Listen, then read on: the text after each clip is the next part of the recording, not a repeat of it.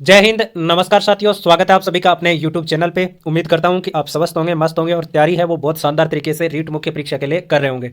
तो इस वीडियो में हम हल करने वाले हैं कलाम एकेडमी की तरफ से जो 27 जनवरी को फाइनल टेस्ट 2 का जो आयोजन करवाया गया, उसमें गणित विज्ञान विषय का जो पेपर है उसका हम करेंगे हल आज। तो सबसे पहले तो सभी से रिक्वेस्ट है कि चैनल को सब्सक्राइब जरूर कर लें और ज़्यादा से ज़्यादा शेयर कर दें। अगर आप रीट मुख्य परीक्षा की तैयारी कर रहे हो तो आपको जितने भी कलाम एकेडमी ने पेपर लिए वो सभी इस यूट्यूब चैनल पर मैंने विस्तार पूर्वक हल के साथ करवा रखें। तो आप निश्चित रूप से पीछे जितने भी पेपर हैं वो भी जरूर देखें। और मैं अपने टेलीग्राम ग्रुप में 1-2 दिन में जितनी भी कोचिंग है उन सभी के पेपर की जो पीडीएफ है विद आंसर की मैं डालने वाला हूं। तो टेलीग्राम ग्रुप भी जरूर ज्वाइन कर लें। साथ में बुकलेट वगैरह भी मैंने ग्रुप में डाल रखी है, तो वो भी आप प्राप्त कर सकते हो। तो 1-2 दिन में मैं जरूर निश्चित रूप से टेलीग्राम ग्रुप में वो चीज़ें डाल दूंगा। तो चैनल को सब्सक्राइब कर लेना है और ज़्यादा से ज़्यादा शेयर कर देना है, वीडियो को लाइक जरूर करें।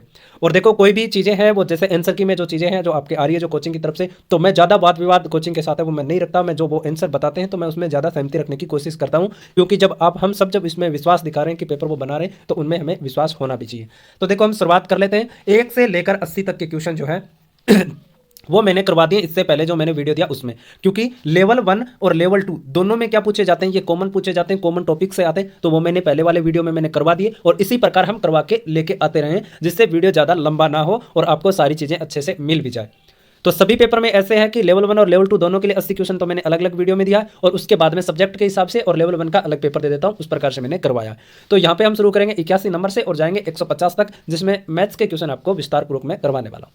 तो देखो, हम शुरुआत कर लेते हैं अपने क्वेश्चन की। तो देखो, इसमें क्वेश्चन में क्या दे रखा है तो हम देख लेते हैं। देखो, इसमें दे रखा है, अगर आपको दिखाई नहीं दे रहा हो तो मैं एक बार जूम और कर देता हूँ थोड़ा सा, क्योंकि यह शिकायत रहती है थोड़ी सी।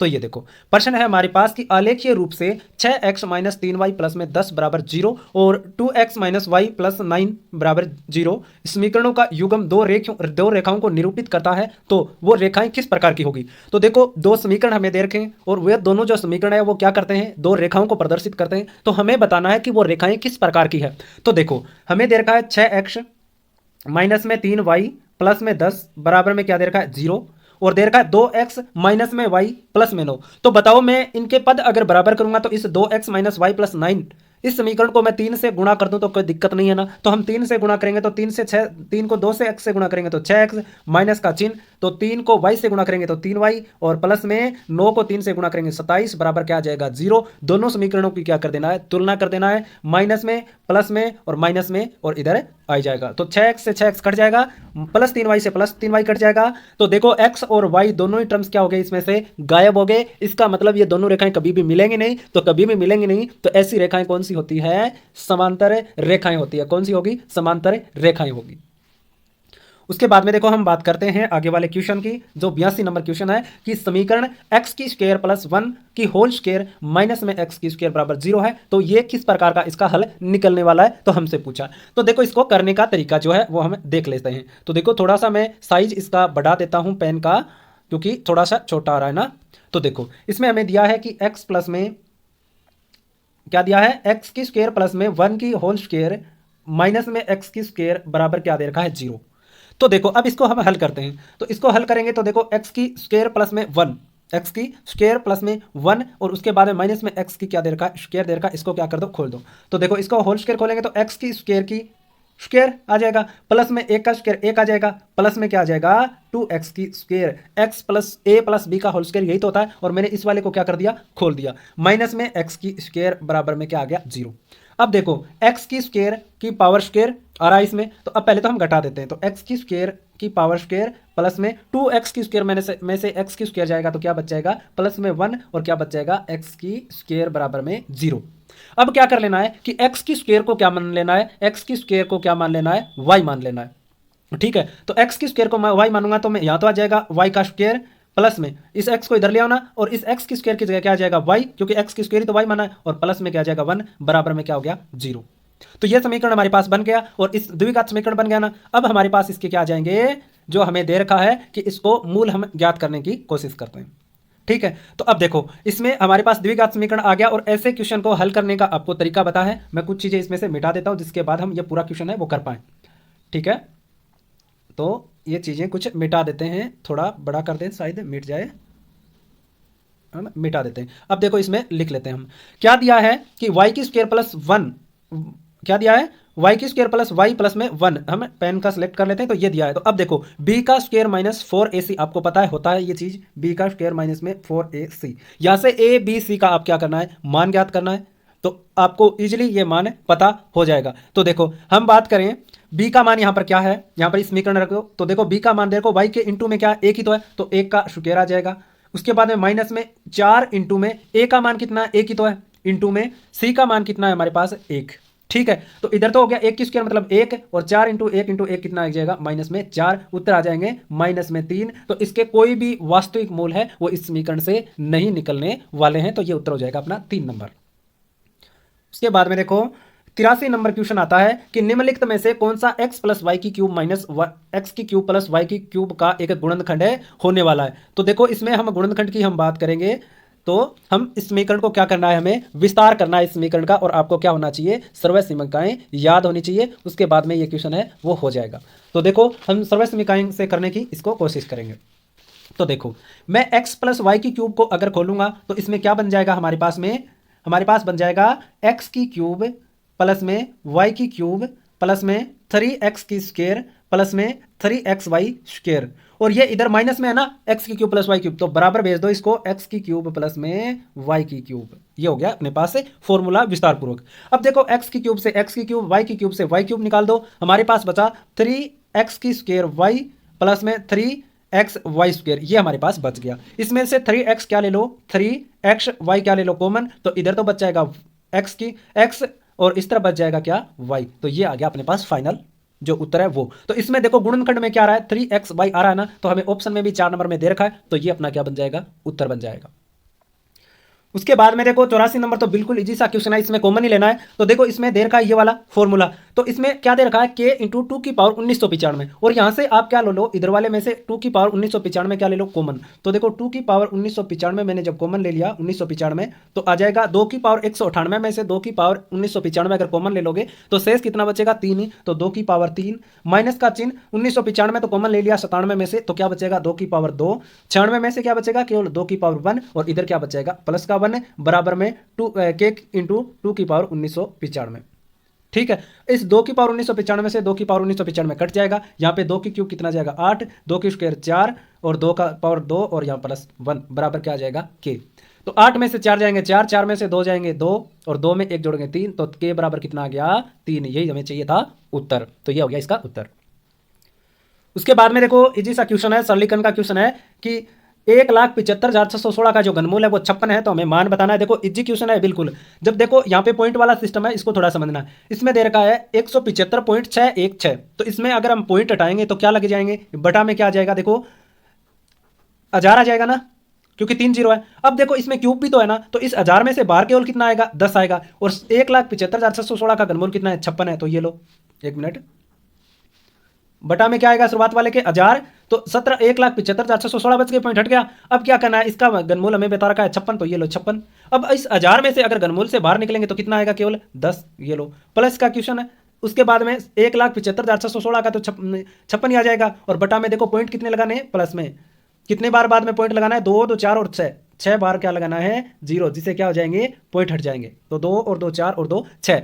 तो अब देखो इसको घनमूल से अगर हम बाहर निकालेंगे तो 6 0 है, तो बाहर कितने आएंगे केवल 2 ही, तो भाग में 100 प्लस में वही दे रखा है 1,75,616, तो इसका तो आ जाएगा 56, और इसमें क्या हटाना है पॉइंट हटाना है, तो इस बार किसका भाग चला जाएगा 9 0 लगा दो, 2 2 4 2 6 2 8 2 ये 8 और 1 9, 9 0 में से घनमूल अगर करेंगे तो बाहर कितने आएंगे केवल 3 ही, तो ये लो।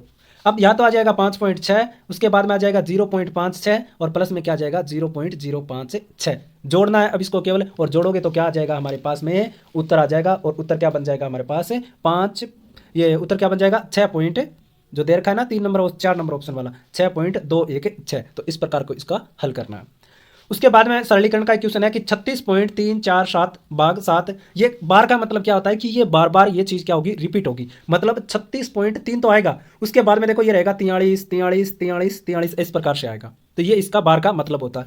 7 का भाग दोगे 36 में कितनी बार जाएगा? 5 बार। बच गया कितना? 1 पॉइंट लग गया, कितने हो गए? 13। 7 एकम 7, कितने बच गए? 6। 4 इधर से उतार लें, कितने हो गए? 64। तो 7 का भाग 64 में देंगे तो 7 निम्मा 63, फिर 1 बच जाएगा, फिर 13 हो जाएंगे, फिर 7 एकम 7, फिर क्या बच जाएगा? 6, फिर 64 हो जाएंगे, 7 निम्मा 63। तो इस प्रकार से ये आता जाएगा भाग देने के बाद में। तो इसको हम क्या लिख सकते हैं? 5.19 की बार, मतलब 5 पॉइंट के बाद में 19 19 19 ऐसे क्या चलता जाएगा? रिपीटेशन। तो ये इसमें 1 नंबर इसका उत्तर हो जाएगा। अब हम बात कर लेते हैं, देखो 88 नंबर क्वेश्चन की। 88 नंबर क्वेश्चन में हमें दे रखा है, यदि x में x का 5% जोड़ने पर प्राप्त परिणाम में से परिणाम का 5% घटाया जाए तो x का मान क्या होगा? तो देखो इस जमेले में फंसने की बजाय आप एक क्या मान लो? संख्या मान लो, और उस संख्या में क्या कर दो? ये चीजें अप्लाई। जैसे मैं मान लो x की जगह क्या है अपने पास? 100 है, तो x का मान 100 है। ये कह रहा है इस 100 में क्या कर दो? 100 का 5% जोड़ दो। तो ये लो 100 का 5%, कितना आ जाएगा? 5 ही तो आ जाएगा ना। तो कितने हो गए? 105। ये कह रहा है जो भी परिणाम प्राप्त हो, तो 105 हुआ, उस परिणाम में से परिणाम का एक 5% क्या कर दो? घटा दो। तो 105 में से क्या घटा दो? 105 का 5% घटा दो। ये लो 5 का गुणा करोगे 105 से तो कितना आ जाएगा? 5 5 25 और 5 525 आ जाएगा, ठीक है। और भाग में क्या रखना है? 100। तो ये आ जाएगा 5.25। तो 105 में से आप घटाओगे 5.25 तो कितना आ जाएगा? 99 पॉइंट समथिंग आएगा, 75 आ जाएगा ना। तो ये हो जाएगा अपना उत्तर। तो बताओ 100 में से ये सब सारी चीजें की तो परिणाम घटा है या बढ़ा है? तो घटा है हमारे पास, क्योंकि x का मान 100 था और ये इस प्रकार से किया तो हमारे पास 100 से कम आ गया, तो उत्तर हो जाएगा घट जाएगा। उसके बाद है कि यदि n एक ऋणात्मक संख्या है तो निम्न में से सबसे न्यून कौन सा हो सकता है? n अगर एक ऋणात्मक संख्या है तो देखो 0 तो हो ही नहीं सकता न्यून, क्योंकि ये तो प्लस में। उसके बाद है माइनस n की हम बात करें, जैसे मैं ले लूँ कि माइनस में 2 है, n आप मैंने बता रखा है, देखो माइनस में n, तो मैं n की जगह क्या रखूँ? कोई भी ऋणात्मक संख्या। इसने कहा है कि n एक ऋणात्मक है, तो ये लो माइनस में n की जगह 2 रख दूं, तो ये माइनस में रखने की बात बोल रहा है कि n एक ऋणात्मक है, तो ये प्लस माइनस और माइनस क्या हो जाएंगे? प्लस। तो ये तो नहीं हो सकता। फिर हम बात करें n स्क्वायर की, तो n की जगह मैं -2 रख दूं, तो ये लो माइनस का 2 का स्क्वायर करोगे तो आप कितने आ जाएंगे? प्लस के 4 आ जाएंगे। उसके बाद में 2n है, तो n की जगह -2 रख दो, तो इंटू में -2 तो कितने आ जाएंगे? -4। तो बताओ सबसे ज्यादा सबसे जो कम की बात करा है तो यही तो है ना, -4 ही तो सबसे कम होगा, ये उत्तर हो जाएगा। किसी वस्तु को 16,000 रुपए में बेचने पर क्रय मूल्य के 1/5 भाग के बराबर हानि होती है, तो वस्तु का क्रय मूल्य ज्ञात करना है। 16,000 रुपए में बेचेंगे तो क्रय मूल्य के 1/5 भाग के बराबर क्या होगी? हानि होगी। तो हमें बताना है कि वस्तु का क्रय मूल्य है वो कितना हो जाएगा, ये हमें क्या करना है? ज्ञात करना है। तो देखो हमारे पास हमें क्या करना है? कोई भी आप क्रय मूल्य मान सकते हो। जैसे देखो हमारे पास क्रय मूल्य x रुपए, ठीक है, और इस x में से क्रय मूल्य का 1/5 भाग के बराबर हानि होती है, तो इसका मतलब ये जो x हमारा क्रय मूल्य है इससे कम में बेचा गया है। कितने कम में बेचा गया है? कि इस x का 1/5 भाग कम में बेचा है, जिससे वस्तु कितने में बिक गई? 16,000 रुपए में बिक गई। तो ये आ जाएगा अपना उत्तर।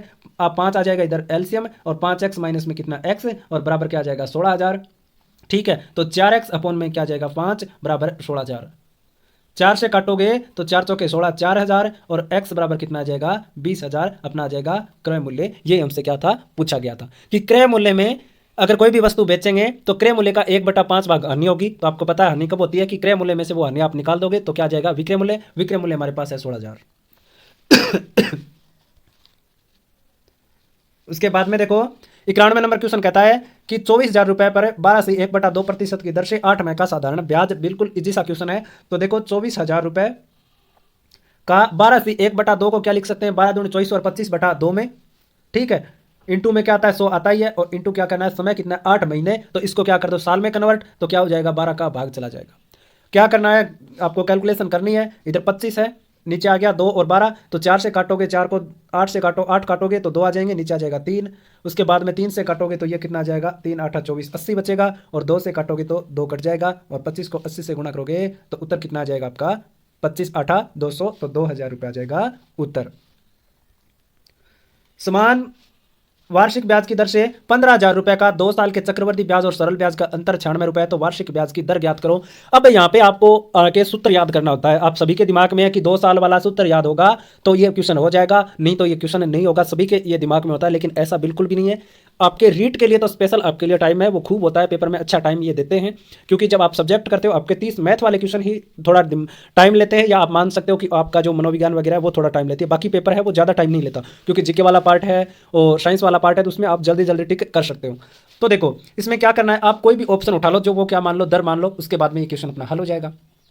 मैंने मान लिया कि जो ये दर है ना ये है 8%। क्या मान लिया मैंने कि दर ये जो है ये 8% है। ठीक है, अब इसको हल कर लेते हैं मैं 8% मान के। तो 15,000 रुपये है, कितने? 15,000 रुपये। तो 15,000 रुपये का 8% की ब्याज की दर से 1 साल का ब्याज कितना बन जाएगा भाई? 20 से 20 और 15 को 150 को 8 से क्या करना है आपको? गुणा करना है। तो कितने आ जाएंगे? 15 8 120। तो पहली साल का ब्याज कितना? 1200।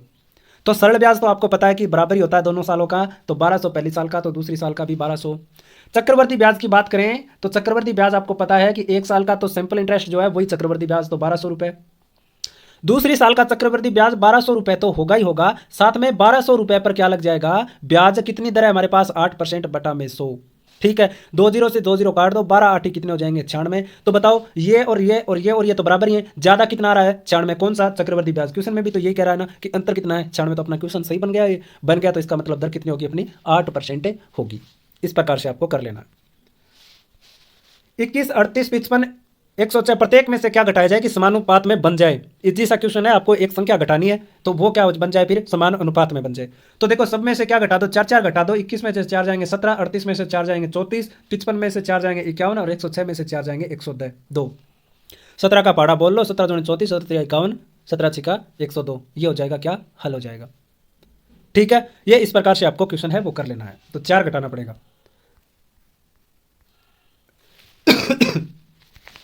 उसके बाद में देखो हमें दे रखा है कि 80 लीटर दूध व पानी के मिश्रण में दूध एवं पानी का 3:2 है। मिश्रण में कितना दूध और मिलाया मिश्रण में कितना दूध और मिलाया जाए कि दूध और पानी दुगना हो जाए? ऐसे क्वेश्चन में आपको एक टर्म्स पकड़ना है कि मिलाया कौन सा जा रहा है या निकाला कौन सा जा रहा है, वो आपको पकड़ना है। तो दूध और पानी का अनुपात हमें दे रखा है, मिल्क और वाटर का अनुपात 3 हमें 2 दे रखा है। और ये बता रहा है कि मिश्रण में मैं कितना दूध और मिलाऊं कि पानी दुगना हो जाए। क्या हो जाए? दूध पानी का दुगना हो जाए, मतलब मिल्क हो जाए 2 और पानी कितना हो जाए? 1। अब इस क्वेश्चन में हमें पता है कि पानी के साथ कोई भी छेड़खानी नहीं की गई। जो पहले पानी जितने लीटर था वो अभी भी उतने ही लीटर पानी है, केवल दूध बढ़ाया गया। तो ये दोनों क्या होने चाहिए? बराबर होने चाहिए। तो बराबर करने के लिए इस नीचे वाले को क्या करना पड़ेगा? 2 से गुणा। तो ये लो 2 लीटर पानी और इधर भी 2 गुणा करेंगे तो 4। तो पहले तो 3 लीटर दूध था, मान लो एक बार कि 3 लीटर दूध था, तब पानी कितना था? 2 लीटर। अब इसमें पानी और मिला दिया तो पानी मिलाया नहीं, दूध मिलाया है, तो दूध तो उतना का उतना ही रहा 2 लीटर। लेकिन जो दूध है वो हमने मिला दिया तो कितना हो गया? 4 लीटर। ये इस प्रकार करना। हमें पता है कि 3 और 2 5, मिल्क और वाटर दोनों को जोड़ते हैं तो शुरुआत में हमें बता रखा है कि 80 लीटर है। कितने की? 5 की वैल्यू, 1 की कितनी आ जाएगी? 16। मतलब पहले पानी कितना था? 16, 1 का मान है तो 2 का मान मतलब 32 लीटर पानी था और 48 लीटर क्या था? 48 लीटर था हमारे पास में दूध। अब हमें बता रखा है कि 4:2 आ गया, तो पानी तो कितना? 16 दूनी 32 का 32 ही रहा, लेकिन मिल्क कितना हो गया? 16 × 4 कितना हो गया? 64 हो गया। अब पहले तो 48 था दूध, अब कितना हो गया? 64। तो अंतर कितना आ रहा है हमारे पास में? तो कितना अंतर आ रहा है? 16 का जो अंतर है वो आ रहा है इसमें। कितना अंतर आ रहा है? 16 का अंतर इसमें आ रहा है। तो उत्तर भी अपना क्या हो जाएगा? 16 लीटर। एक जूता बेचने वाली कंपनी ने एक दिन में 10,000 के 50 जोड़ी जूते बेचे और प्रत्येक जूते की कीमत रख दी। इन्होंने कितनी? 18 प्रत्येक जूते की कीमत जो है वह 189.50 रुपए थी। तो उस कंपनी को कितना लाभ हुआ? तो देखो एक जूता बनाने वाली कंपनी है, वो एक दिन में क्या बेचती है? 10,000 के 50 जोड़ी जूते बेचती है। तो हमें बताना है कि जूते की कंपनी जो है उसको कितना लाभ हो रहा है। ठीक है, तो देखो हमें पता है 10,000 के कितने जोड़ी जूते बेच रहा है? ये 10,000 के जूते बेच रहा है 50। तो मतलब कितना? एक जोड़ी जूता कितने का हो गया? 1 से 1 कट गया, 5 दूनी 10, 200 रुपए का एक जूता बेच रहा है। लेकिन इसकी वास्तविक कीमत कितनी बता रखी है? 189.50। यहां से क्या निकल जाएगा अपना लाभ? तो देखो 189.50 वाले जूते को 200 में बेच रहा है, तो लाभ कितना कमा रहा है? वो लाभ कमा रहा है 10.50 रुपए का ही तो लाभ कमा रहा है ना। कितना? 10.50 का। तो ये लो 10.50 का लाभ कमा रहा है। परसेंट निकालना है तो ये लो 100 हो जाएगा। ठीक है, 20 से ये इधर पॉइंट हटाओगे तो ये 100 गायब हो जाएगा। ठीक है, लेकिन 100 गायब हमें करना नहीं है क्योंकि नीचे भी पॉइंट है और ऊपर भी पॉइंट है, तो ये हट जाएगा आपस में। गुणा भाग जोड़ बाकी आप करोगे, गुणा भाग जोड़ बाकी अगर आप करोगे तो इतना करने की वैसे जरूरत नहीं है। क्यों? क्योंकि हमारे पास सीधा सा आ गया कि एक जूते की कीमत 200 रुपए में बेचा जा रहा है और 189.50 रुपए का जूता है, तो 10.50 रुपए है वो बचा रहा है एक जूते में। तो 50 जोड़ी में कितने बचाएगा वो? 525 बचाएगा। ये लो सीधा सिंपल सा क्वेश्चन है। उसके बाद में 500 व्यक्ति एक घनाभाकार तालाब में डुबकी लगाते हैं, तो 80 मीटर लंबा और 50 मीटर चौड़ा जो घनाकार तालाब है, यदि एक व्यक्ति द्वारा प्रतिस्थापित पानी का औसत है वो 0.04 मीटर क्यूब है, तो तालाब के जल स्तर में हुई वृद्धि ज्ञात हमें करनी है। तो देखो तालाब का जो आयतन है, देखो थोड़ा बड़ा क्वेश्चन है। तालाब का आयतन क्या हो जाएगा? L गुणा में B गुणा में H आयतन बन जाएगा। कितना है ये आयतन हमें नहीं बताया, लेकिन हमें बताया कि एक व्यक्ति कितना पानी हटाता है? 0.04 मीटर क्यूब हटाता है। ठीक है। अब हमें यह भी पता है एक व्यक्ति 0.04 मीटर क्यूब हटाता है, तो इसमें तो 500 व्यक्ति कूदे, तो 500 व्यक्ति अगर इसमें डुबकी लगाएंगे तो एक व्यक्ति 0.04 मीटर क्यूब हटाएगा, तो 500 व्यक्ति कितने हटाएंगे, 500 इंटू 0.04 मीटर क्यूब, यही तो हटाएंगे ना। तो इसको हम गुणा करेंगे तो कितना पानी हट जाएगा, ये 20 मीटर क्यूब पानी हटाते हैं 500 लोग मिलकर, जो डुबकी लगाते हैं वो पानी प्रतिस्थापित हो जाता है। अब 20 मीटर क्यूब हो रहा है तो ये क्या बन जाएगा अपना आयतन, तो हमें दे रखा है एल दे रखा है, लंबाई 80 दे रखी है, चौड़ाई 50 दे रखी है, ऊंचाई हमें चाहिए बराबर 20 मीटर में मीटर क्यूब। ये लो काटोगे आप तो अपने पास क्या आ जाएगा, उत्तर आ जाएगा, क्या आ जाएगा, उत्तर आ जाएगा। तो देखो यहाँ पे एच बराबर क्या आ जाएगा, हमें तालाब के जलस्तर में जो वृद्धि वही तो चाहिए ना, तो एच ही तो चाहिए हमें, तो क्या बन जाएगा 20 बटा में 80 इंटू में 50। तो ऑप्शन में हमें दे रखा है सेंटीमीटर में, तो सेंटीमीटर के लिए क्या कर दो, 100 से गुणा कर दो। 50 से काटोगे 2 बार कट जाएगा, 20 से काटोगे तो ये 4 बार कट जाएगा, और 2 से काटोगे तो 2 बार, तो 1/2 को हम क्या लिख सकते हैं, 0.5 हमें लिख सकते हैं, और ये क्या बन जाएगा, अपना उत्तर बन जाएगा। ठीक है। उसके बाद में देखो हमें दिया है 97 नंबर क्वेश्चन में कि 30 सेंटीमीटर व्यास के एक ठोस गोल धातु की बॉल को पिघलाया जाता है, तो उससे 12 सेंटीमीटर व्यास एवं 12 सेंटीमीटर ऊंचे छोटे ठोस शंकु बनाए जाते हैं। तो ये बताएं कि इस पिघले हुए धातु का प्रयोग करके बनाए गए शंकुओं की संख्या ज्ञात करो। तो देखो सबसे पहले तो मैं ये बता दूं कि इस क्वेश्चन में जो भी संख्याएं लिखी गई वो इस प्रकार से है कि इसमें उत्तर ऑप्शन में मैच नहीं कर रहा है, आप आंसर की भी चेक कर लेना। तो उत्तर तो इसमें नहीं मिलने वाला है। करने का तरीका मैं आपको बता देता हूं कैसे होता है ऐसे क्वेश्चन, कि आप पहले ठोस गोले का आयतन निकाल लो, उसके भाग में क्या रख दो, शंकु का आयतन। गोले का आयतन 4/3 पाई आर की क्यूब, जहाँ पे व्यास 30 है तो आर कितना हो जाएगा 15, बटा में शंकु की ऊंचाई दे रखी है 12 और व्यास 12 है, तो आर कितनी हो जाएगी इसमें 12। इन दोनों को भाग में रख के जो भी आप सोल्व करोगे, जो भी आपको उत्तर मिलेगा वो आपका क्या हो जाएगी, शंकुओं की संख्या हो जाएगी, जो कि इसमें गलत दे रखा है, तो मैं आपको नहीं करवाने वाला हूं क्योंकि संख्या इसमें गलत है। उसके बाद में देखो 98 नंबर क्वेश्चन आता है कि प्रथम 3 प्राकृत संख्याओं में से 2 भिन्न अंकों के समूह बनाए जाए, तो उनमें से एक अंक तीनों का अधिकतम होने की प्रायिकता क्या है। तो पहले 3 अंक कौन से प्राकृत संख्या, 1 2 3। अब ये कह रहा है कि दो दो के क्या बना दो, जोड़े। तो देखो 1 और 2, 2 और 3, 1 और 3, इसके अलावा कोई जोड़ा बन सकता है क्या, मेरे ख्याल से नहीं बनने वाला। तो ये 3 जोड़े बन गई, प्रायिकता चाहिए तो हमें 3 ही परिणाम प्राप्त हुए। तो 3 ऊपर में क्या कह रहा है कि एक अंक तीनों में बड़ा होने की प्रायिकता। तो देखो इसमें हमें देख लेते हैं कि एक अंक क्या होना चाहिए, बड़ा होना चाहिए हमें एक अंक। ठीक है। तो कौन कौन से में देखो 1 2 2 3 और 1 और 3, यही तो कह रहा है इनमें से एक अंक तीनों का क्या हो, अधिकतम। अधिकतम कितना है यहाँ पे, अंक 3 ही है। तो इसमें तो देखो 1 और 2 है, अधिकतम तो नहीं है। 2 और 3 इसमें 3 अधिकतम है, 1 और 3 3 इसमें अधिकतम है। तो इसमें मान कितने, इतने 2 ही मान है। तो 2/3 इसका क्या बन जाएगा, उत्तर बन जाएगा। और यही अपना क्या है, उत्तर है। अधिकतम पूछा कि अधिकतम जो प्राकृत संख्या है वो होनी चाहिए उस जोड़े में एक, तो इसमें तो है नहीं, 1 और 2 है, इससे बड़ा 3 है, तो इन दोनों में ये परिणाम मिल जाएगा।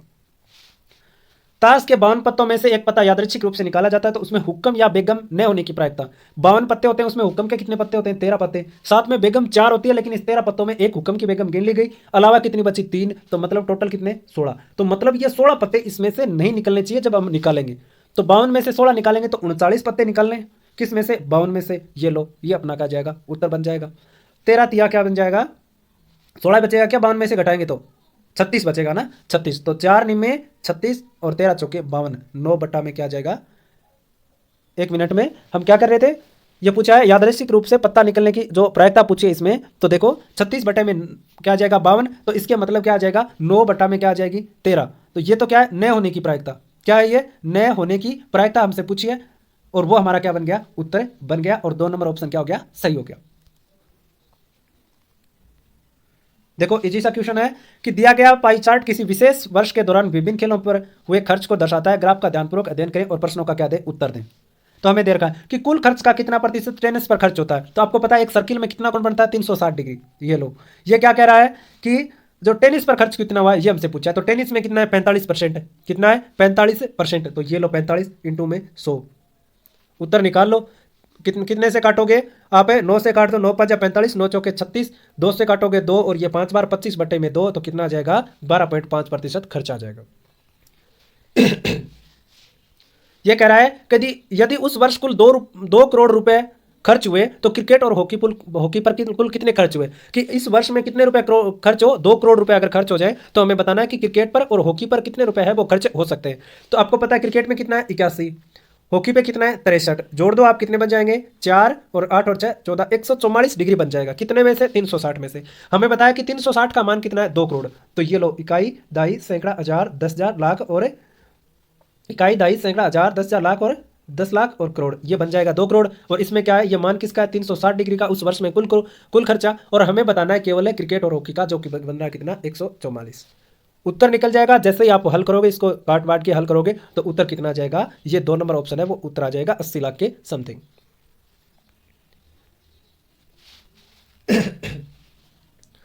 पांच प्रेक्षणों x, x+2, x+4, x+6, x+8 का माध्य 11 है, तो प्रथम 3 प्रेक्षण का माध्य।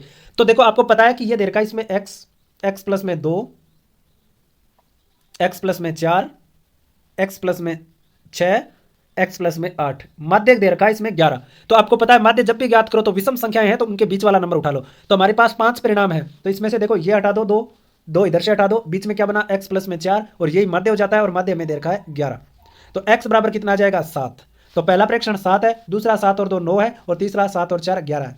3 परिणाम है, माध्य बताना है, तो बीच वाला क्या हो जाएगा, माध्य कितना आ जाएगा, 9। उसके बाद में देखो 103 नंबर क्वेश्चन दे रखा है कि एक्स वाई जेड का माध्य m है तथा x प्लस वाई जेड का योज्य प्रतिलोम एक्स वाई हो, तो एक्स की स्क्वायर प्लस वाई, एक्स की स्क्वायर वाई की स्क्वायर जेड की स्क्वायर का माध्य कितना होगा, ये हमें बताना है। तो देखो थोड़ा सा इसमें समझने वाली चीजें हैं, उसके बाद में ये क्वेश्चन बहुत इजी बन जाएगा। तो देखो पहले तो योज्य प्रतिलोम क्या चीज होती है। योज्य प्रतिलोम वो चीज होती है कि मूल संख्या में उसके ऋणात्मक संख्या या आप उसके अपोजिट जो भी संख्या है वो क्या कर दो, घटा दो। जैसे 2 है, इसका योज्य प्रतिलोम होता है -2, तो इसको क्या करोगे, जोड़ोगे तो उत्तर क्या आना चाहिए, 0। माइनस में 2 है तो इसका उल्टा क्या बन जाएगा, +2, तो इसको जोड़ोगे तो कितना आ जाएगा, 0। तो ये होता है इसका योज्य प्रतिलोम। तो x प्लस वाई इंटू में जेड माइनस में एक्स वाई बराबर क्या आना चाहिए, 0। ये क्या चीज है इसमें समझने वाली। तो देखो इसको हम अब क्या कर लेते हैं, हल कर लेते हैं। हमें दे रखा है एक्स वाई जेड का माध्य कितना है, m, तो x प्लस एक्स वाई और जेड का माध्य कितना है, हमारे पास में m है, ठीक है। तो इसको हम ये भी तो लिख सकते हैं ना, x प्लस में y प्लस में z प्लस में 3m, क्यों, क्योंकि माध्य को अगर संख्या जितनी संख्या है उससे गुणा कर देंगे तो उनका क्या बन जाता है, योग बन जाता है। तो ये हो गया। उसके बाद में हमें बता रखा है, क्या बता रखा है हमें कि जो x plus y z plus में एक्स वाई है तो वो क्या होगा, 0। तो देखो x प्लस में वाई इंटू में जेड प्लस में एक्स वाई बराबर क्या आना चाहिए, 0, योज्य प्रतिलोम। गुणा करोगे तो एक्स वाई प्लस में वाई जेड प्लस में एक्स वाई है ना, तो ये उत्तर हो जाएगा अपना। जेड है ना, यहाँ पे जेड आना चाहिए, x z plus y z plus x y बराबर क्या आना चाहिए, 0। तो ये आपको याद रखना है कि x z y z x y सभी का योग कितना है, 0 है। ये याद रख लेना आप, क्योंकि स्क्रीन छोटी है तो इसमें आएगा नहीं। उसके बाद में हमें माध्य चाहिए एक्स की स्क्वायर प्लस वाई की स्क्वायर प्लस जेड का स्क्वायर। तो देखो हमें चाहिए एक्स की स्क्वायर प्लस वाई की स्क्वायर प्लस जेड का स्क्वायर। मैं जोड़ क्यों रहा हूं, क्योंकि एक्स की स्क्वायर वाई की स्क्वायर जेड का स्क्वायर का तो माध्य चाहिए ना, तो माध्य निकालते हैं तो हम जोड़ते भी तो है ना सभी संख्याओं को, और भाग क्या दे देना है, तीनों का। तो ये माध्य ही तो बन जाएगा, एक्स की स्क्वायर वाई की स्क्वायर जेड का स्क्वायर का माध्य आ जाएगा। तीनों को जोड़ के तीनों का भाग दे देंगे तो क्या आ जाएगा, माध्य, ठीक है। तो हमें बताना है कि ये माध्य है वो कितना होने वाला, ये हमें बताना है। तो देखो मैं एक्स की स्क्वायर प्लस वाई की स्क्वायर प्लस जेड की स्क्वायर को अगर सोल्व करूंगा तो कितना आ जाएगा कि एक्स प्लस में वाई प्लस में जेड का होल स्क्वायर, यही तो होगा, माइनस में क्या आ जाएगा, 2x y y z z x, ये क्या आ जाएगा इसमें सोल्व करेंगे तो, और भाग में क्या है, 3। अब आपको समझ में भी आ गया होगा, x plus y plus z का मान कितना है, 3m है, तो इसमें स्क्वायर भी लगा रखा है तो 9m square. X y y z z x का मान हमने क्या देखा था, 0, तो 2 को 0 से गुणा करेंगे तो 0, भाग में कितना आ जाएगा, 3, 3 को इससे काटेंगे तो 3m स्क्वायर कितना आ जाएगा इसका उत्तर। थोड़ा सा समझने वाली चीज है, यही क्या बन जाता है इसमें उत्तर बन जाता है। समझ में नहीं आए तो 2 बार 3 बार देख लेना, आपको समझ में आ जाएगा। उसके बाद में 104 में दे रखा है कि निम्न वृत्त में ओ वृत्त का केंद्र है तथा बी ए सी 100 है, तो कोण ए ओ सी बी का मान हमें क्या करना है, ज्ञात करना है। ओ सी बी का हमें क्या चाहिए, मान ज्ञात करना है। तो ये ऑप्शन से हो सकता है, देखो थोड़ा सा जिसने भी पेपर किया इसने कर भी रखा है, थोड़ा इन्होंने उत्तर इसमें क्या कर रखा है, गलत कर रखा है। तो देखो अगर मैं इस प्रकार से करूं तो ये कोण हमें क्या दे रखा है, ये वाला कोण हम सर्किल बना लेते हैं एक, देखो ये वाला इसमें सर्किल दे रखा है, और इसमें अब हम क्या कर लेते हैं, रेखा खींच लेते हैं। तो ये वृत्त का केंद्र है, ठीक है, और ये रेखा हो जाएगी, इधर का रखा है इसको, फिर इसको इधर मिला रखा है, और फिर क्या कर रखा है, इधर भी इसको कर रखा है ये वाला, और ये हमें कौन बता रखा है कि कितना है, 100 डिग्री। मैं थोड़ा सा बनाने की कोशिश की है क्योंकि मोबाइल पे ऐसा ही बनता है। तो देखो हमें बताना है ये वाला कोण, तो जब ये 100 डिग्री है तो ये दोनों कोण कितने हो जाएंगे, 40 40 के हो जाएंगे ना, ठीक है। जब ये 40 का हो जाएगा और ये वाला कोण 100 का है तो इधर से हम ज्ञात करेंगे तो ये कितने का हो जाएगा 80, और ये कोण कितना बन जाएगा हमारे पास में 100, कितना बन जाएगा 160 डिग्री का कोण बन जाएगा। ये यहाँ से क्या हो जाएगा दुगना बन जाएगा, तो ये क्या हो जाएगा 160 डिग्री। अब तो हमारे पास सिंपल ही चीज़ें हैं, ये दोनों क्या है तिरछाएं हैं, तो दोनों तरफ क्या बनेगा बराबर कोण। तो कितना बचा 180 में से 180 में से 160 निकालेंगे तो 20 ही तो बचा, तो दोनों कोण 10-10 डिग्री के हो जाएंगे, उत्तर अपना आ जाएगा। नियम पढ़ दें तो इसमें तो उसके बाद में 5 नंबर दे रखा है कि संलग्न चित्र में रेखाखंड एक्स वाई त्रिभुज एबीसी की भुजा एसी के समांतर है जो त्रिभुज एबीसी को दो बराबर क्षेत्रफल वाले भागों में विभाजित करते हैं, तो एक्स वाई अनुपात ए बी क्या होगा। तो थोड़ा सा अच्छे से समझने की कोशिश करें क्योंकि ऐसे क्वेश्चन होते हैं जिनको बड़ा करना पड़ता है, आपको भी पता है मैथ के स्टूडेंट अगर आप हो तो मैं थोड़ी सी चीज़ें हैं वो मैं समझा दूंगा। तो देखो ये हमें दे रखा है एक आकृति, मैं इस प्रकार से बना लेता हूँ। ए यहाँ पे क्या करना है, यहाँ पे बी रख देना है, यहाँ पे क्या रखना है बी, एक मिनट, ये बी हो जाएगा, ये सी बन जाएगा, ठीक है, ये क्या बन जाएगा सी, और ये क्या बन जाएगा ए। इस प्रकार से आपको क्या करना है चित्र बना लेना है। आगे बात में इसका अच्छा ए आ जाएगा ना, इधर इधर वाली साइड ए और इधर वाली सी, और ये क्या कर रखा है इसमें एक रेखा दे रखी है इसमें जो समांतर है, और समांतर किस प्रकार से एक्स और वाई। ये आपको इसको चित्र को क्या करना है थोड़ा घुमा लेना है जिससे समझ में जल्दी आ जाए। तो अब देखो आपको पता है कि जब भी आपको बीच में एक समांतर रेखा दी हो और जो क्या कर रही हो दो बराबर क्षेत्रफलों वाले त्रिभुज में अगर विभाजित कर रही है, तो आपको क्या करना है कि त्रिभुज एक्स बी वाई, ये वाला ऊपर वाला एक्स बी वाई वह त्रिभुज क्या करना है त्रिभुज ए बी सी, पूरे बड़ा ए बी सी में, ठीक है। अब क्या करना है इसमें देखो मैं कोण ये वाला कोण और ये वाला कोण बराबर नहीं है क्या, संगत कोण के नियम से हो जाएंगे बराबर, समांतर रेखाएं ये संगत कोण बन रहे हैं बराबर होंगे, तो कोण वाई एक्स बी बराबर किसके होगा, कोण बी ए सी के, किसके नियम से संगत कोण, दोनों समांतर रेखाएं तो है ये। उसके बाद में कोण ये वाला भी हो जाएगा बी वाई एक्स बराबर किसके होगा, कोण बी सी ए, ये लो ये भी बराबर हो जाएगा। तो दो कोण इसमें हो गए बराबर, तो कोण ए नियम से क्या बन जाएंगे, ये दोनों त्रिभुज समरूप त्रिभुज बन जाएंगे। और समरूप त्रिभुजों का जो क्षेत्रफल होता है वो क्या होता है, देखो आपको पता है कि त्रिभुज एक्स बी वाई का एरिया बटे में त्रिभुज ए बी सी का एरिया जो दे रखी है आपको भुजाएं उनके वर्ग के क्या हो जाएगा, अनुपातों के वर्ग का बराबर हो जाता है। तो एक्स बी है इसकी, तो एक्स बी ये वाली, तो एक्स बी का होल स्क्वायर बटा में इसकी भुजा कितनी आ जाएगी, पूरी बड़ी है बड़ा त्रिभुज है तो क्या बन जाएगा ए बी। तो देखो इसके पूरे के क्या लगा दो whole square, x B upon A B का होल स्क्वायर, ये आपको मैं बताना चाह रहा था। तो ये अपने पास फॉर्मूला आ जाता है कि त्रिभुज एक्स बी वाई अनुपात में एक्स ए बी सी बराबर होगा x B upon A B का होल पावर। तो ये हो जाता है इसमें नियम से। तो ये इसको हमें क्या करना है आगे सोल्व करना है, याद रख लेना है इसको मैं क्योंकि ये चीज़ें मिटा रहा हूँ जिससे हम प्रश्न कर पाए। तो देखो तो हमें हमारे पास आ गया कि त्रिभुज एक्स बी वाई त्रिभुज ए बी सी बराबर क्या बन रहा है हमारे पास X B upon A B का क्या बनेगा होल स्क्वायर, ठीक है। अब इसको क्या करना है हमें आगे सोल्व करना है।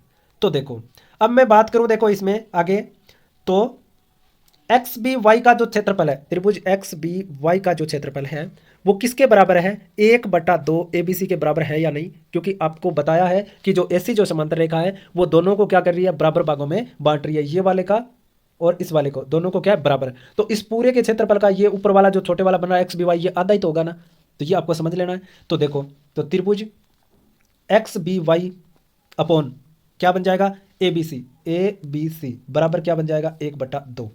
तो एक तो समीकरण ये हो गया और एक ये हो गया, इसमें ये दोनों टर्म्स क्या है बराबर है। तो बताओ X B upon A B का होल स्क्वायर बराबर क्या बन जाएगा 1/2। तो ये लो X B upon A B बराबर का होल स्क्वायर बराबर कितने बन जाएगा 1/2 के। अब इसके स्क्वायर हटा दो तो x B upon A B बराबर कितना बच जाएगा 1/√2, ठीक है। अब क्या करना है, बहुत सारा क्वेश्चन हो गया इसमें। अब क्या करो आप दोनों तरफ क्या दे दो, इसमें दोनों तरफ क्या करना है आपको, एक्स बी अपॉन ए बी है, एक्स बी अपॉन ए बी। तो एक्स बी को मैं ये नहीं लिख सकता क्या इस पूरी बड़ी में से, ए बी में से मैं क्या कर दूं, ए बी में से मैं क्या कर दूं कि ए एक्स मैं घटा दूं, ए बी में से ए एक्स घटा दूं। ये देखो ये वाला ये भुजा चाहिए हमें एक्स बी, तो इसको बताओ इस पूरी ए बी में से मैं एक्स ए घटा दूं तो ये भी आ जाएगी ना। तो देखो अब आगे कर लेते हैं इसको, तो ये बन जाएगा x B upon A B बराबर में 1/√2। तो इस एक्स बी को मैं क्या लिख सकता हूं, इस पूरी में से एक्स ए ये वाली घटा दूं तो देखो मैं लिख सकता हूं कि ए बी माइनस में एक्स ए बटा में ए बी बराबर में 1/√2। ए बी का भाग दे दो, ए बी में ए बी का भाग दोगे तो 1 माइनस में x a upon A B बराबर में 1/√2। ठीक है, अब क्या करना है 1/√2 को इधर ले आओ और इस ए बी को इधर भेज दो, तो क्या आ जाएगा 1 माइनस में 1/√2 बराबर में x a upon A b. ये क्या बन जाएगा, ये तो हमसे पूछा था। सोल्व करोगे तो आपके पास आएंगे कि √2 माइनस 1 बटा में √2, जो कि ऑप्शन में आपको नहीं दिख रहे होंगे। तो क्यों नहीं दिख रहे, क्योंकि फिर आपको क्या करना पड़ेगा कि नीचे अगर अंडरूट में अगर कोई है चीज तो उसको हटाना होता है किसमें, सिंपल संख्या में। तो क्या कर देना है, वज्र गुणा। तो इसको सोल्व करोगे 1 माइनस 1 बटा 1/√2, 1 माइनस में 1/√2 को, तो आ जाएगा √2 माइनस में 1 बटा में √2। तो 2 से 2 √2 से गुणा कर दो, तो नीचे तो जाएंगे 2 और ऊपर क्या आ जाएंगे, √2 को 2 से करोगे 2 और माइनस में √2, तो 2 माइनस में √2 अनुपात है 2 क्या आ जाएगा, इसमें उत्तर आ जाएगा। बड़ा था थोड़ा सा लेकिन मैंने बता दिया, अगर आपको समझ में नहीं आए तो 2-3 बार देखोगे तो आपको भी समझ में आ जाएगा। उसके बाद में त्रिभुज एबीसीडी एक समचतुर्भुज है, यदि ए सी बी 30 डिग्री है तो ए डी बी ज्ञात कीजिए। तो देखो इसमें बिल्कुल इजी सा क्वेश्चन है कि देखो जब आपको दे रखा है कि ये दो चीज 127 है और ये 142 डिग्री का कोण है, 127 और 142 डिग्री का कोण हमें अच्छा ये अलग है ना। एक समचतुर्भुज ए सी बी 30 डिग्री है तो ए डी बी का क्या करना है, हमें मान ज्ञात करना है। तो देखो समचतुर्भुज ये लो, ठीक है, ये क्या कह रहा है कि ए बी सी और डी ये दो एक समचतुर्भुज है। इसमें इसने दिया है कि ए सी बी, तो इसमें इस प्रकार करना पड़ेगा आपको, और ए सी बी तो यही बनेगा, कितना है 30 डिग्री बता रहा है, ये कितना बता रहा है 30 डिग्री। तो हमें ए डी बी मतलब ये वाला मान हमें चाहिए। ठीक है, तो अब देखो ये हमें क्या करना है, मान हमें ज्ञात करना है। किस प्रकार से होगा, देखो जब देखो ये ऑप्शन से अगर आप करोगे ना, तो ये मैं मान लूँ कि 60 डिग्री है, क्या मान लूँ 60 डिग्री है, तो ये भी क्या बन जाएगा 60 डिग्री। 60 और 60 कितने हो गए 120, क्या हो गए 120, तो ये भी क्या बन जाएगा 120 डिग्री का, क्या बन जाएगा 120 डिग्री। 120 और 120 कितने हो गए 240 हो गए। इधर ये 30 है तो ये भी कितना बन जाएगा 30।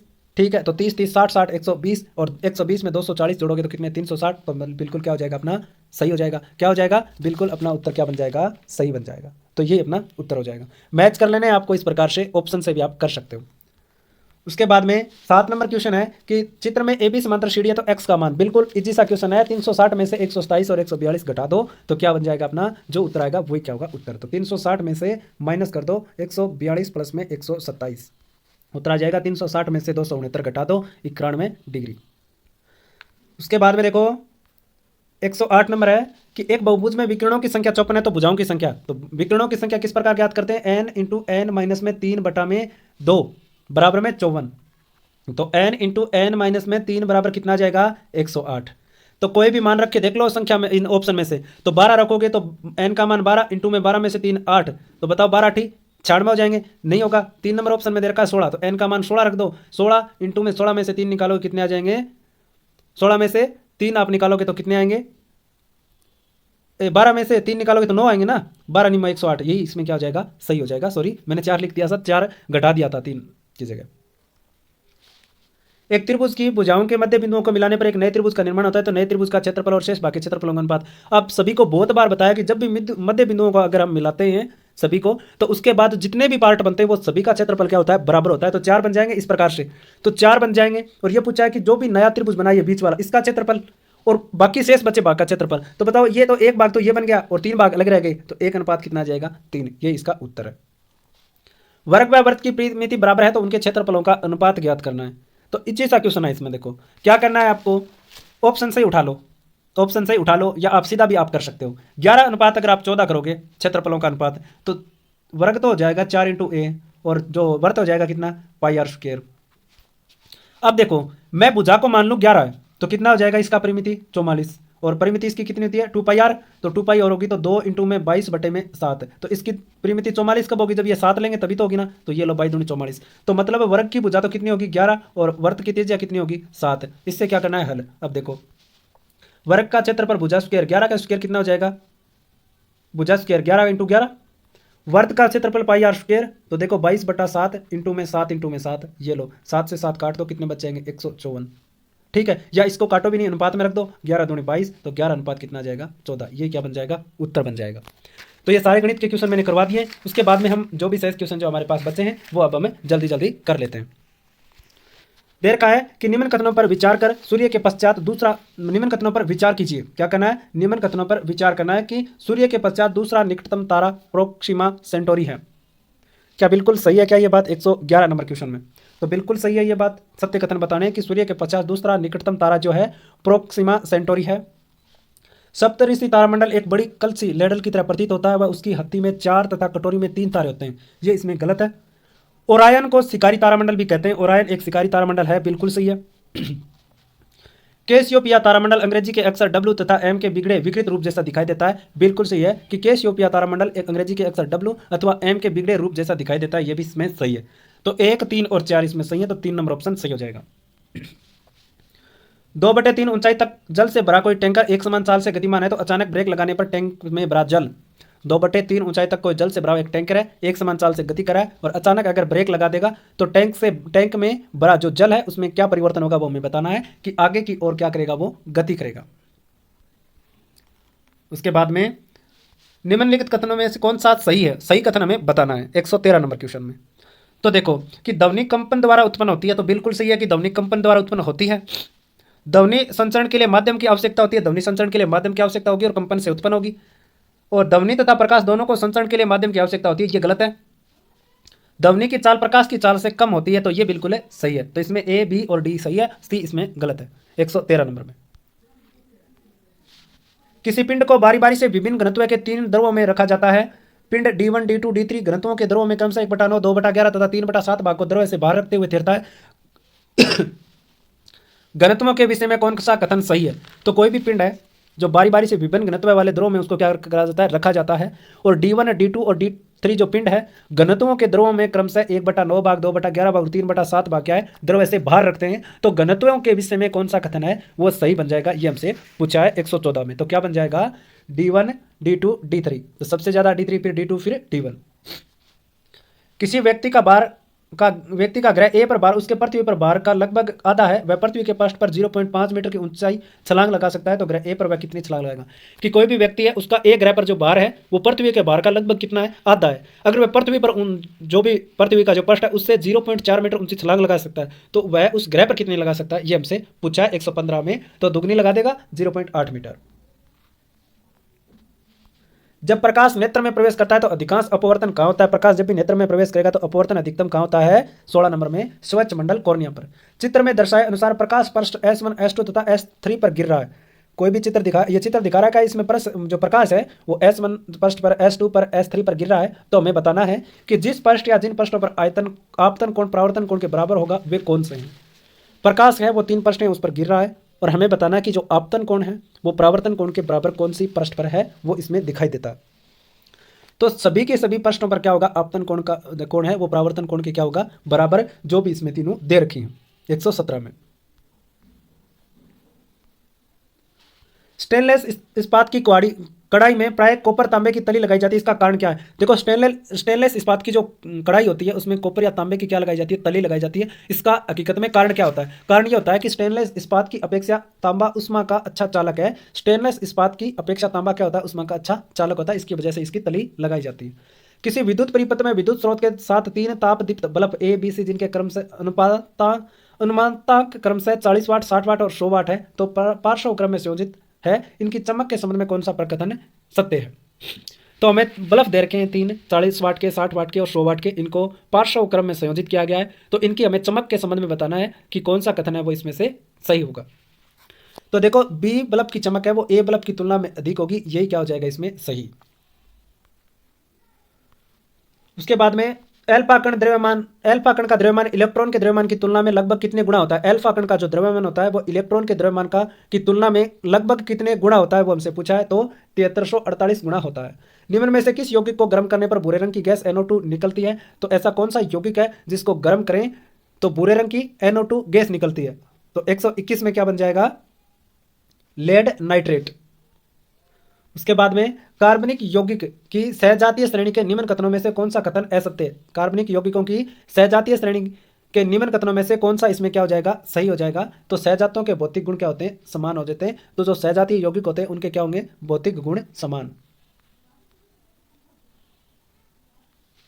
निम्न चित्र में दर्शाए अनुसार कागज के तल में बाएं से दाएं की ओर संकेत करते हुए एक समान चुंबकीय क्षेत्र है। चित्र में दर्शाए अनुसार एक इलेक्ट्रॉन और तथा एक प्रोटॉन इस चुंबकीय क्षेत्र में गति करते हैं। इलेक्ट्रॉन तथा प्रोटॉन का अनुभव बलों की दिशाएं क्या है। तो देखो एक चित्र दर्शा का है जिसमें बताया कि कागज के तल से बाएं से दाएं की ओर संकेत करते हुए कोई एक समान चुंबकीय क्षेत्र है। चित्र में दर्शाए अनुसार एक इलेक्ट्रॉन तथा प्रोटॉन इस चुंबकीय क्षेत्र में गति करते हैं। तो इलेक्ट्रॉन तथा प्रोटॉन द्वारा अनुभव बलों की दिशाएं हैं वो क्या होगी, कि कौन सी दिशा में वो बल अनुभव करते हैं वो हमें बतानी है। तो दोनों पर कागज के तल की ओर संकेत करते हुए दिखाई देंगे। दोनों पर कागज के तल की ओर संकेत करते हुए हमें दिखाई देंगे। प्रोपेनॉन एवं प्रोपेनोइक अम्ल में CH बंधों की संख्या का अनुपात, प्रोपेनॉन एवं प्रोपेनोइक अम्ल में CH बंधों की संख्या का जो अनुपात है वो हमसे पूछा है। तो क्या बन जाएगा 6:5। बेकिंग पाउडर होता है, तो बेकिंग पाउडर होता है कौन सा, sodium hydrogen carbonate plus tartaric अम्ल का मिश्रण baking powder. Sodium hydrogen carbonate plus में टार्ट्रिक अम्ल का जो मिश्रण है वो क्या होता है, बेकिंग पाउडर।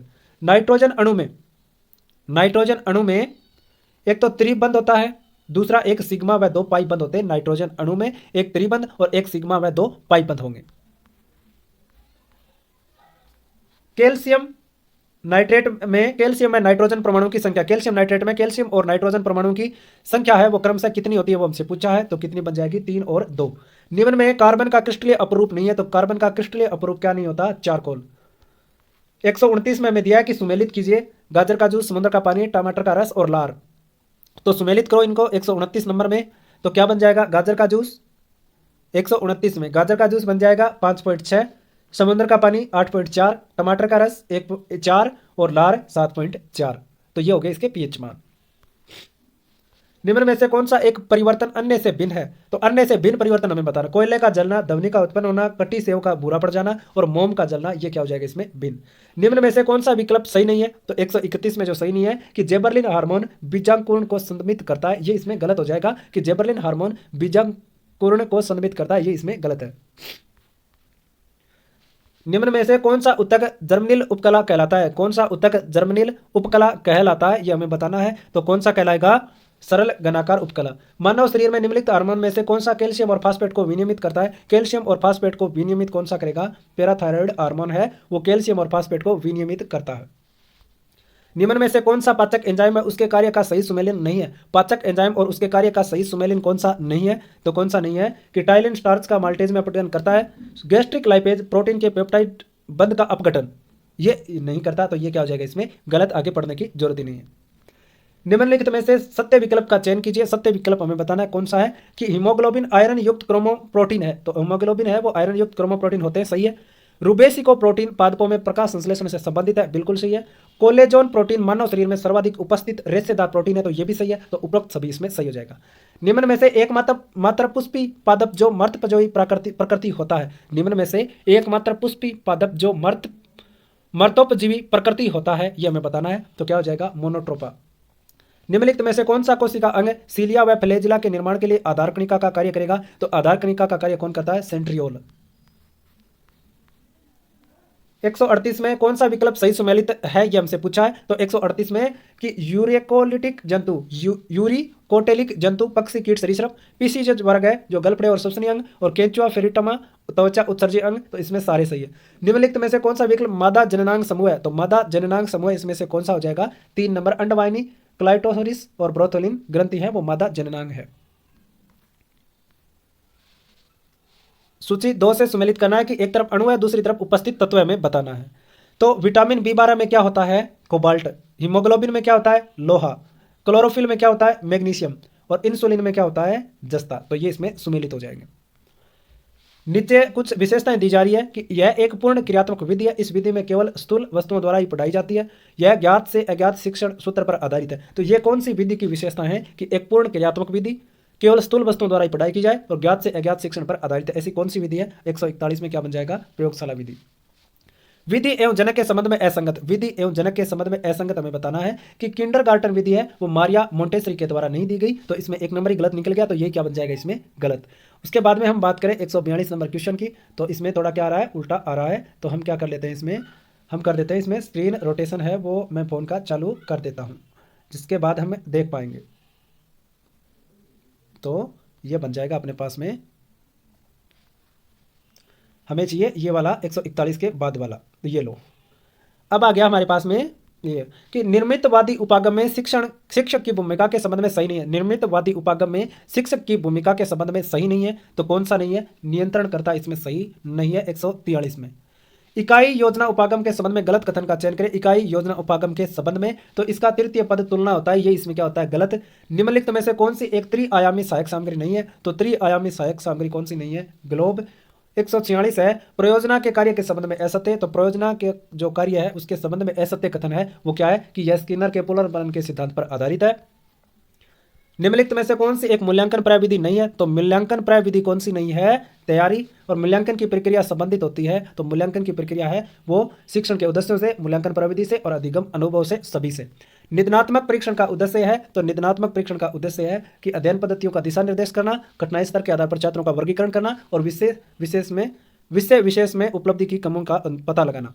सारे के सारे किसी प्रकार के शिक्षण में अधिगम संबंधी त्रुटियों को शुद्ध करने के लिए प्रभावशाली विधियों का विकास करना मुख्य उद्देश्य होता है, तो इसमें उपचारात्मक। तो साइंस का पेपर है जो लेवल 2 में, मैथ साइंस का पूरा पेपर मैंने करवा दिया। चैनल सब्सक्राइब जरूर कर ले, वीडियो काफी लंबा हो जाता है, मेरी भी मेहनत इसमें सबसे ज़्यादा लगती है और सबके सब्सक्राइबर सबसे कम आप आ रहे हो, आप मेरे से बहुत कम जुड़ रहे हो। तो ज़्यादा से ज़्यादा शेयर कर देना और ज़्यादा से ज़्यादा लाइक करके और हमसे टेलीग्राम ग्रुप